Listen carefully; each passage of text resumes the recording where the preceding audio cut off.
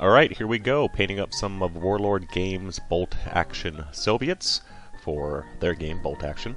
And beginning in the airbrush booth, I've already primed them black, and over the black I put a undercoat of burnt umber, and that's just to cover up any gaps that get missed in the future painting. And then over the burnt umber, I am then airbrushing some Vallejo yellow-green, and the burnt umber was painted in every direction, so it covers up the whole model. The yellow-green is concentrating more from the top and to the side, leaving that burnt umber in some of the recesses, so that will give some instant shade and will mean a little bit more extra shade as we get further on in the paint job. But once that's done, we can move over to the desk. Next thing to do is apply a very heavy dry brush. It's a mixture of the previous yellow-green mixed with an equal amount of Vallejo Game Color Dead Flesh, which is a very light pale green. And this is sort of the highlight, but it's also kind of just telling me where to put the highlights in the next step. This is a good tip for speed painting.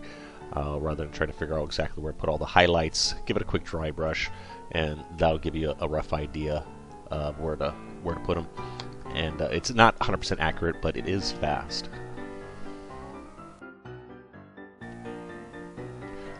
Next step is to take that exact same mixture as before, but this time thin down, and apply it to the areas that need highlighting.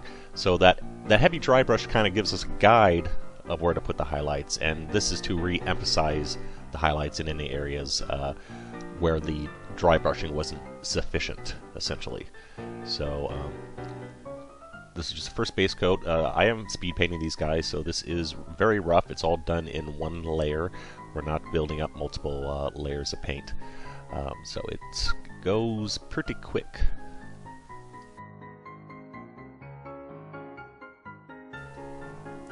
Next comes a second highlight layer, this time just straight Game Color Dead Flesh. And as you can see, it's a really stark contrast between the two colors. That is necessary in this painting technique because we're going to be putting a really heavy wash over this thing at the end, and that's really going to darken up the colors. So you really have to overdo the contrast for this technique to work. But it goes really fast, and for the amount of time it takes, the results are extremely good.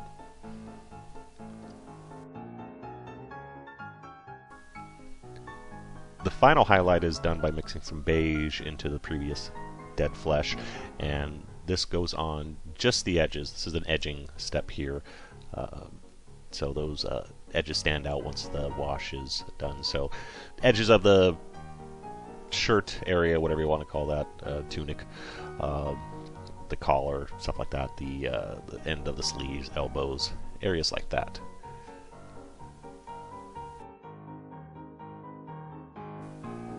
Last step of the uniforms is a heavy wash of Vallejo Black-Green and Sepia inks, about a 50-50 mix, maybe leaning a bit more into the green range. And it's applied on fairly thickly. You may want to mix in some future Pledge with Future Shine in with this if you're not that good with washes.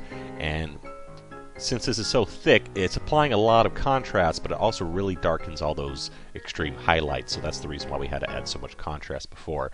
So this is a really fast painting technique, and the results they're exceptional for the amount of time it takes. Overall, the results are decent, and at least I'm picky and I'm happy with them.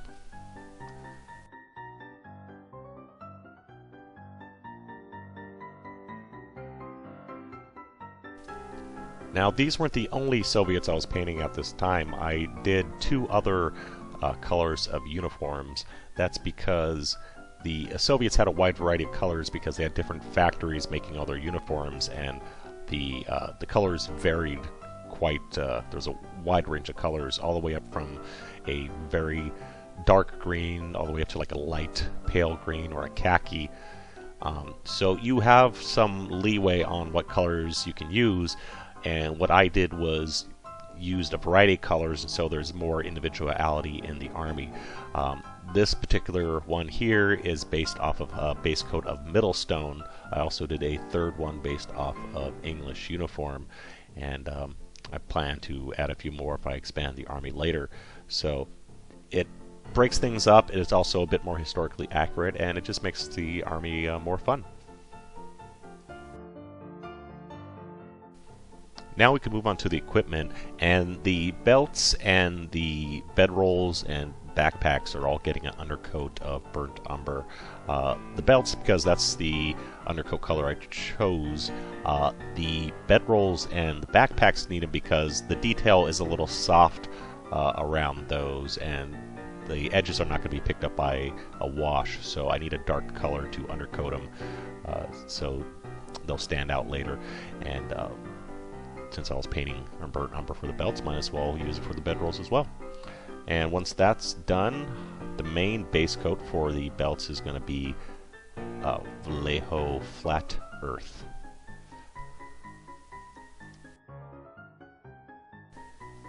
And then the belts get highlighted with some Panzer Ace's New Wood.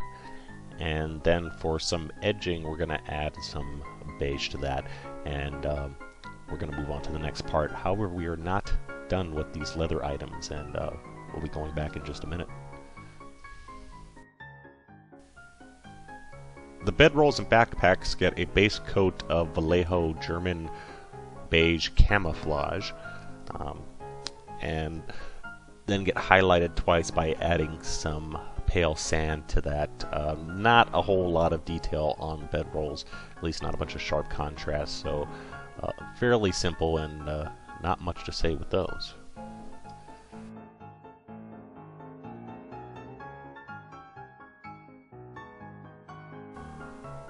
I normally use around 7 to 8 layers when painting flesh, but since this is a speed project, I've narrowed it down to 4, and I probably could have gone a bit less than that. Starting with a undercoat of, all these are my standard Panzer Ace colors, undercoat of flesh base mixed with a little bit of shadow flesh, and then over that using just straight flesh base, and then 2 highlights by adding highlight flesh twice, a little bit more each time. And again, we are going really extreme on the contrast, as you can see here. And the reason for that is because we're once again using a heavy ink wash to pretty up the miniature and apply plenty of contrast. So this is a heavy mixture of brown ink with a little bit of skin tone. And if there's any chin straps for helmets on the figures, paint those first before applying this wash, because brown shades everything and is a time-saving measure. So just I painted those with some Russian uniform green color, which was fairly effective. On to the weaponry. The stocks were painted with Vallejo Game Color Beastie Brown, no highlight whatsoever. And the metal portions is a mixture with Vallejo Model Air Steel mixed with a heavy amount of regular black paint. Remember, guns are not shiny, do not paint them silver. I almost considered painting them just straight non-metallic colors, because just metallics on guns, just it's not accurate. However, I did want a little bit of sheen in there just to contrast the regular figure, and it does tend to be expected, if not realistic, on weaponry.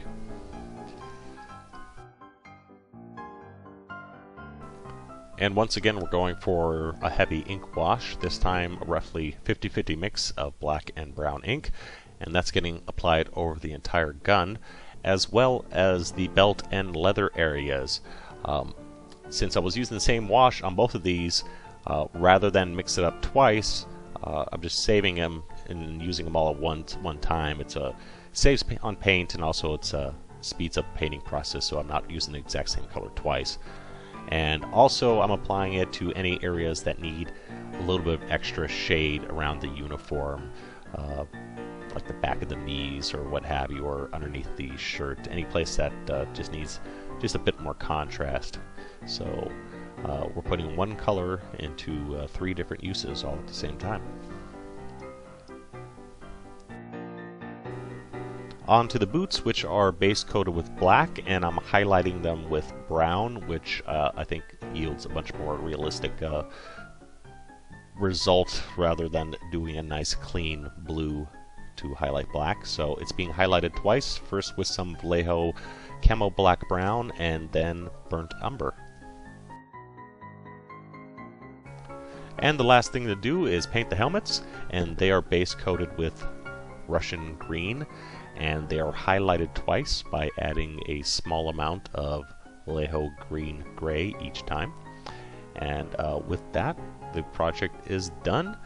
I do plan to add some stars eventually to some of the helmets, some decals, as soon as I find some ones that are appropriate size, but yeah, we are good to go. And here we are, all done, and you can see we got a variety of uniform colors of all the 3 that I painted so far. And what I really want you to get out of this video is the speed technique of using a very heavy wash. You can apply a really rough dry brush or a really rough highlight and then put a heavy wash over it, and it softens that roughness and smooths out the details and makes it look a lot nicer. The only thing you have to keep in mind, you have to really go overboard on the highlights, because that heavy wash will really tone everything down. So extreme contrast is the key. However, it is a really fast painting technique, and I managed to crank out about 8 of these guys a night, which is extremely fast for me. So they are done to definitely a tabletop standard, and I'm happy, and I hope this video helps. And as always, thanks for watching.